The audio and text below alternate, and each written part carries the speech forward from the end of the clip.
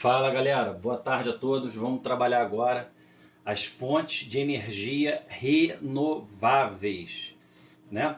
Vou começar com a matriz hidrelétrica, que é gerada através, tá, da queda da água, né? Nós vamos fazer uma barragem e essa queda artificial da água represada vai gerar um potencial energético, tá? Muito importante para muitos países, né? E isso vai gerar energia elétrica de certa forma muito barata, tá? Estados Unidos, Canadá, Brasil, China e Rússia são os maiores produtores de hidroeletricidade do mundo, somando 51% do total da energia do planeta, né? Da disponibilidade energética, no caso de hidrelétricas do planeta. Esses países têm em comum que são países muito grandes, né? São países aí com territórios imensos. Então nem todos os países vão ter condições de ter hidrelétricas. Trata-se de uma forma muito limpa e muito barata na produção. Produzir hidroeletricidade é muito barata. Porém, para instalar uma hidrelétrica é muito caro, né? E apesar de ser renovável, tem aí impactos ambientais. Um problema da hidrelétrica é que a maior parte do potencial hidrelétrico do mundo já está esgotado, pois eu dependo de países com territórios grandes, né, com chuva abundante e bem distribuída ao longo do ano e relevos acidentados, ou seja, com algum desnível de planalto. Apesar de ser a hidrelétrica uma energia que não causa, né, poluição atmosférica, entre aspas, né, não emite dióxido de carbono, que seria um dos gases de efeito estufa, ela causa graves impactos ambientais, né? Eu trouxe para vocês aqui dois exemplos, uma é a usina hidrelétrica de Balbina, aqui na Amazônia, e a outra é a hidrelétrica de Assuã, no Egito, né, a hidrelétrica de Nasser, tá, no Rio Nilo. O que acontece? Vamos lá. Construção de barragens e, consequentemente, represamento da água. Né? No caso de Balbina, causou uma inundação de um lago imenso, né? Que inundou, por exemplo, a área de floresta. E a área de floresta liberou metano, né? Através do processo de eutrofização, que é o apodrecimento de matéria orgânica. E esse apodrecimento de matéria orgânica gerou um gás chamado metano. E o metano acaba sendo muito mais poluente, concentra-se muito mais calor, né, para o aquecimento global do que o próprio dióxido de carbono.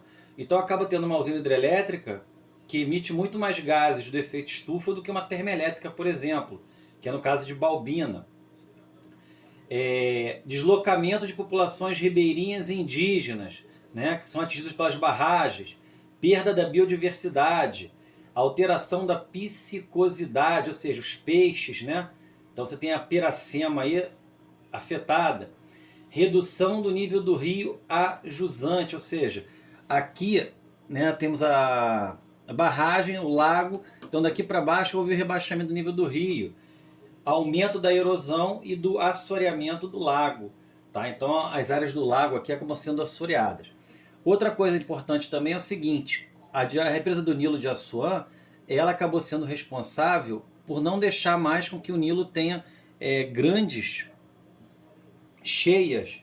E essas cheias do Nilo tornou os solos das margens do Nilo inférteis, porque não tem mais humus, matéria orgânica lançada naturalmente pelo rio. Tá? Então, nós temos aí grandes impactos ambientais também hidrelétricos. Os biocombustíveis, né? A ideia do biocombustível, por exemplo, o etanol da cana, ou o etanol do milho, a própria produção do biodiesel, né, a partir da soja ou de produtos como a gordura animal, elas têm uma ideia para reduzir a dependência do petróleo e ela tem um caráter ambiental interessante, por quê? Porque os biocombustíveis, na sua produção e na sua queima, acabam tirando muito mais dióxido de carbono do que colocando eles na atmosfera. O Brasil, né, lá na década de 70, então fala de 3 décadas, a gente pode falar de 4 décadas, né, nos anos 70, criamos um programa chamado Proálcool, né? Então nós começamos a ter aí um know-how, né, um saber fazer, tá?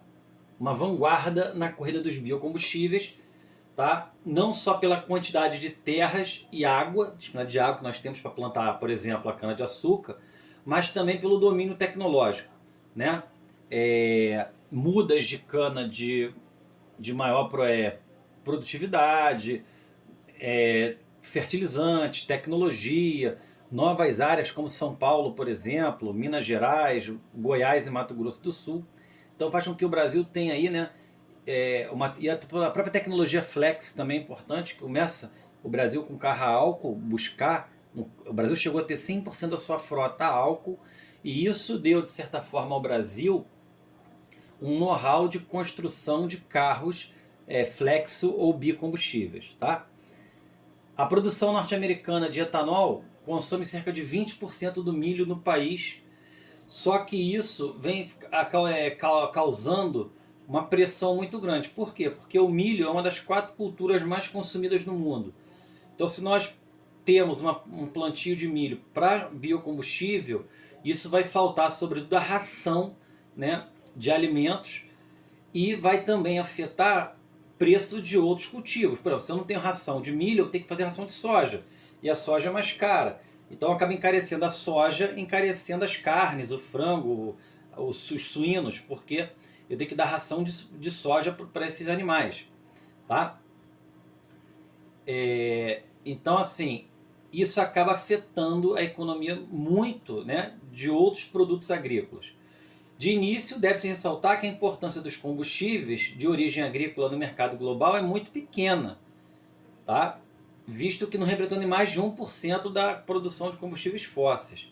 Então, por exemplo, uma crítica que nós temos aos biocombustíveis é que eles não conseguem, a grosso modo, substituir o petróleo. Tá? E outra coisa, combustível fóssil vai substituir a gasolina, ele não substitui o óleo diesel, que é utilizado no transporte coletivo, em transporte de massa, por exemplo. Tá? Então isso é uma crítica. Outra crítica também que é importante é que, em vez da gente ter produção de comida, ter produção de biocombustível. Tá? Então, os biocombustíveis, sim, é um futuro, mas é um futuro ainda muito pequeno. No Brasil, que produz etanol a partir da cana é mais eficiente que o milho ou qualquer outra cultura agrícola. Então, a cana, de longe, é a que maior produz etanol por hectare. A produção da cana é 2 vezes maior do que a do milho e seu custo de produção é 30% menor. A expressiva alta dos alimentos nos últimos 2 anos e a crise alimentar poderiam se alastrar por outros países e eram causadas pela expansão dos cultivos dedicados à produção de biocombustíveis, sobretudo etanol, em detrimento daqueles dedicados à alimentação humana, mas, na verdade, tem como causa a combinação de fatores que atuam de forma diferenciada em vários países.